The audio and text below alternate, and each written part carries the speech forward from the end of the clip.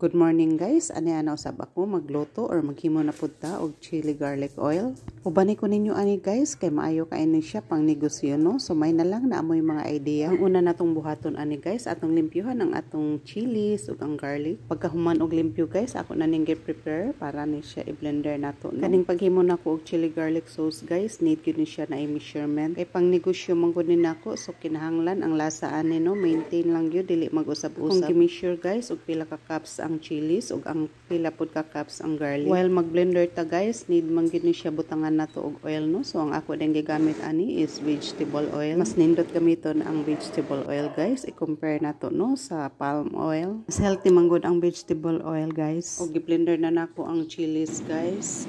So kinahanglan i-check nato if refined na kaayo ang chilies. Ug ako lang gi-combine ang garlic ug ang chilies guys diri sa dako na akong kawali. Kay daghan-daghan man pod ang akong himuon karon guys, kay daghan kay order na out of stocks na ko diri. Ang nakanindot man gud ani nga business guys is dili man gud ni siya dali madao. Kani nga product guys mulas ni siya 5 to 6 months. Or depende lang siguro sa pagluto ninyo no. Basta ang ako mulas ni siya 5 to 6 months. Especially sa preparation ani guys no. So kinahanglan ang cleanliness gid ani, limpyo gyud tanan. Ug number 1 ang mga jars kinahanglan sterilize gyud. 5 to 6 months nga dili ni siya isulod og ref, okay ra gyud kaayo ni siya no. Pwede ra pud ni isulod ninyo og ref, siguro mulas ni siya up to 8 months or 9 months. Ug nahuman na nako og sulod sa mga jars guys, so mao na ni siya ang finished product. Ato pa ni siya i-sealed guys no, para secure gid ni siya nga limpyo gyud. Ug daghan kay ni og uses guys ang chili garlic oil. Number 1 ani guys ang siomai, the best kaayo ni siya nga sauce sa siomai. Ug lami kay ni siya guys pag mag-marinate ka ng karni or manok, lami kay ni siya imong sagulan ani, maka-enhance gid sa taste. Pwede ra pod og naa kay lutoon nga mga dishes imo lang sagulan ani, so